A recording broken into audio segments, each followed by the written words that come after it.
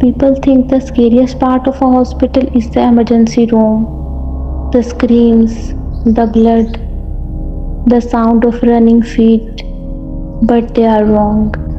The scariest part is what happens after midnight, when everything goes quiet, when the bodies are cold and the souls are not fully gone. So, this is the story a hospital's night security guard told me once. My name is Haji Salim.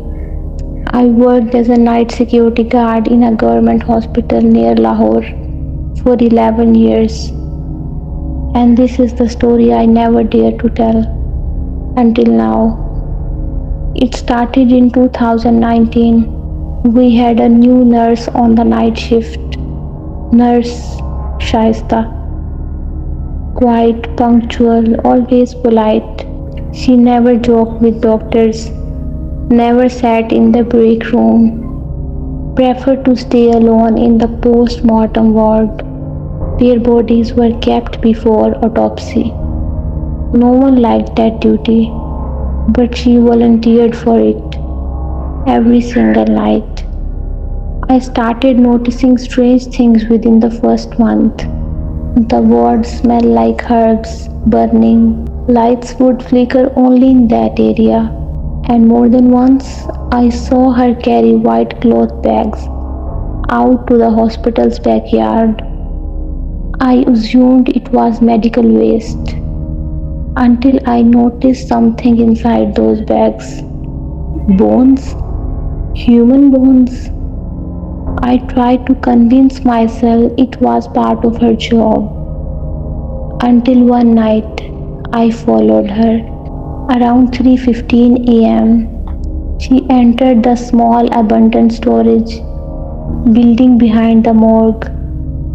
I crept to the window, and what I saw inside, I will never forget. The walls were covered with red symbols. A dead man's skull sat in the center of the black circle. She was chanting something, not in Urdu, not in Arabic, but some ancient language. Her eyes were rolled back. She poured blood, freshly drawn into the skull. And then the flame in front of her burned blue. I ran. I didn't want to get involved. But that week, strange things began happening. One doctor slipped and broke his spine near the ward. Our janitor was found unconscious, eyes wide open, whispering, "She's feeding them." And then the worst part, bodies from the morgue started going missing. Not all of them, just the fresh ones, male bodies between the ages of 20 and 40. Nobody could explain it, but I knew. I saw her again. This time she wasn't alone. She had drawn a massive ritual circle on the floor of the old building, laid out 6 human ribs in the star shape, burned hair and nails from the deceased, and then she chanted something louder than before. I swear to God, a figure appeared, tall, black, hollow. It didn't walk, it hovered. I fell unconscious. When I woke up, I was in the hospital. Nurse Shaista was sitting next to me, smiling. "You are lucky," she said. "They liked you." I resigned the next day. But a few months later, I heard she vanished, just disappeared, left behind only her locker.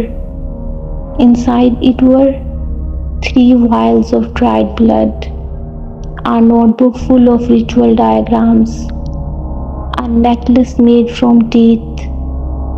The storage building behind the morgue is still locked. No one is allowed to go in, but sometimes the guards hear whispering from inside.